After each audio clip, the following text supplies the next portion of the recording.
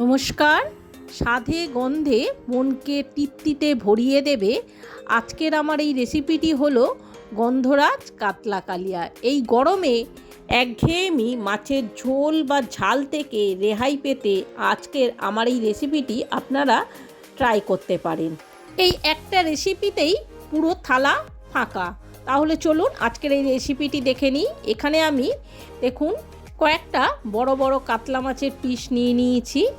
এবার এই পিসগুলোর ওপরে আমি কিছুটা গোলমরিচের গুঁড়ো আর কিছুটা লবণ ছড়িয়ে খুব ভালো করে মাছের সঙ্গে এগুলোকে আমাদের প্রথমে মেখে নিতে হবে। এখানে আমি হলুদের ব্যবহার করব না, এই রেসিপিটি সম্পূর্ণ সাদা হবে, সেই জন্য হলুদ আমি এখানে ব্যবহার করিনি। খুব ভালোভাবে মাখা হয়ে গেলে এটাকে আমরা সাইডে রেখে দেব। ততক্ষণে আমি একটা মশলা রেডি করে নেব। এখানে আমি দুটো বড় সাইজের পেঁয়াজ টুকরো করে নিয়েছি। পেঁয়াজগুলোকে এবার আমি একটা পেস্ট বানিয়ে নেব। দেখুন পেঁয়াজের পেস্ট আমার বানানো হয়ে গেছে। এবার এটাকে আমি আলাদা একটা পাত্রে ঢেলে রেখে আবার ওই মিক্সার জারের মধ্যেই আমি এখানে প্রথমেই কিছুটা হাফ কাপ টক দই, এখানে 10-12টা কাজুর টুকরো রয়েছে, 10-12টা কাজুর টুকরো, দুটো কাঁচা লঙ্কা, আর এখানে 1 চামচ আমি চারমগজ দিলাম। দিয়ে এবার খুব ভালো করে এটাকে আমাদের একটা মিহি পেস্ট বানিয়ে নিতে হবে। দেখুন আমাদের এইটা মিহি পেস্ট একটা বানানো হয়ে গেছে। এবার এইটাকে আমরাও সাইডে রেখে দেব। দিয়ে ততক্ষণে গ্যাসের মধ্যে একটা কড়াই বসিয়ে দেব। দিয়ে কড়াইটা যেই গরম হবে এখানে পরিমাণ মতো আমি রিফাইন্ড তেল দিয়ে দেব। তেলটা যখনই গরম হবে এবার এক এক করে আমরা মাছগুলোকে তেলের মধ্যে ছেড়ে দেব। আমি প্রথমেই কয়েক টুকরো মাছ এখানে দিয়ে দিয়েছি। মাছগুলো যখনই একটা পিঠ খুব ভালো করে ভাজা হয়ে যাবে তখনই আমি মাছটাকে উল্টে দেব। মাছগুলোকে এখানে খুব কড়া করে ভাজবো না, হালকা করে আমাদের ভাজতে হবে। মাছটা দেখুন আমাদের হালকা করে ভাজা হয়ে গেছে। এবার আমি তুলে নেব। তুলে নিয়ে ওই তেলের মধ্যেই বাকি মাছগুলোকেও আমরা এই একইভাবে সেম প্রসেসে ভেজে নেব। ভেজে আমি মাছটাকে তুলে নিয়েছি। নিয়ে এবার ওই তেলের মধ্যেই আমি গোটা গরম মশলা ফোড়ন দিয়ে সেই পেঁয়াজ বাটাটা দিয়ে দেব। পেঁয়াজ বাটাটা দিয়ে এবার খুব ভালো করে পেঁয়াজটাকে আমাদের ভাজতে হবে। পেঁয়াজটা বেশ কিছুক্ষণ ভাজার পর যখনই দেখবেন পেঁয়াজের একটা কাঁচা গন্ধ চলে গেছে আর পেঁয়াজটায় এরকম হালকা রং চলে এসেছে, তখনই এখানে আমি হাফ চামচ রসুন বাটা আর হাফ চামচ আদা বাটা দেব। দিয়ে এবার খুব ভালো করে এই মশলাগুলোকে আমাদের একসঙ্গে কষিয়ে নিতে হবে। খুব ভালো করে মশলাটা আমরা কষাতে কষাতে যখনই দেখবেন আদা রসুনের কাঁচা গন্ধটা চলে যাবে তখনই এখানে আমি সেই দই আর কাজু বাদামের বাটাটা দিয়ে দেব। দিয়ে এবার খুব ভালো করে আমাদের এই একসঙ্গে সমস্ত মশলাগুলোকে আবার খুব ভালো করে কষাতে হবে যতক্ষণ না তেল ছেড়ে দেয় মশলা থেকে। তাহলে বন্ধুরা আপনাদের যদি আমার এই রেসিপিটি ভালো লেগে থাকে তাহলে অবশ্যই আমার চ্যানেলটি সাবস্ক্রাইব করে একটা লাইক কমেন্ট আর শেয়ার করে দিয়ে আমার পাশে থাকার অনুরোধ রইল। আর আমার এই ছোট্ট ইউটিউব ফ্যামিলিটাকে আরও এগিয়ে নিয়ে যেতে আমাকে সাহায্য করবেন।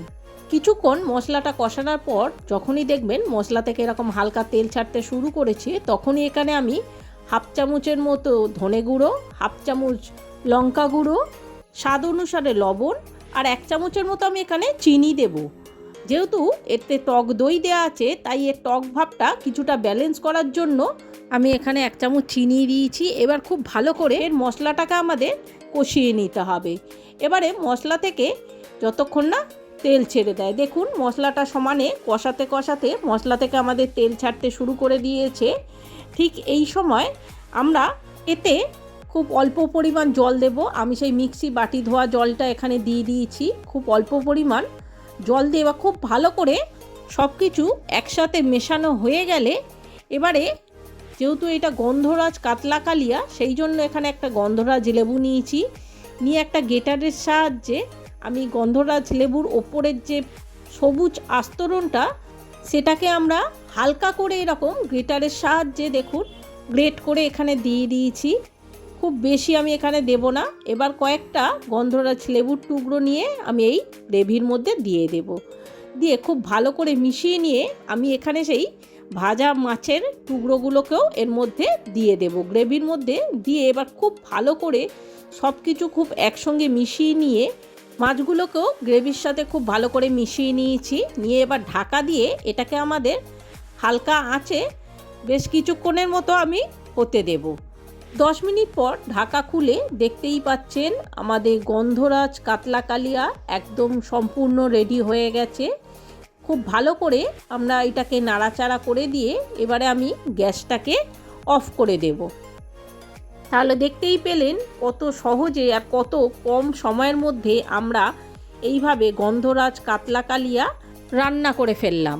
তাহলে বন্ধুরা, গরমের দিনে যদি এই রকম গন্ধরাজ কাতলা কালিয়া দুপুরবেলায় ভাতের পাতে যদি থাকে তাহলে দেখবেন আর কোনো রেসিপির প্রয়োজন হবে না। এটা দেখতে যেমন লোভনীয় হয়েছে, খেতেও তেমন দুর্দান্ত স্বাদের হয়ে থাকে। আর তাছাড়া গরমের সময় যদি এই রকম লেবু দিয়ে তৈরি কোনো রেসিপি দুপুরে ভাতের পাতে থাকে তাহলে তো মন প্রাণ দুটোই জুড়িয়ে যাবে। এটা স্বাদে গন্ধে দুটোই কিন্তু আপনার মনকে খুব সহজেই ভরিয়ে তুলবে। তাহলে আর দেরি না করে একবার হলেও আমার এই রেসিপিটি আপনারা ট্রাই করে দেখুন, আর আমাকে অবশ্যই কমেন্ট করে জানাবেন আমার এই রান্নাটা আপনাদের কেমন লেগেছে। তাহলে বন্ধুরা, আজকের মতো আমার এই ব্লগটা আমি এখানেই শেষ করলাম। দেখা হচ্ছে আর একটা নতুন রেসিপির সাথে আর একটা নতুন ব্লগে। ততদিন আপনারা ভালো থাকবেন, সুস্থ থাকবেন। নমস্কার।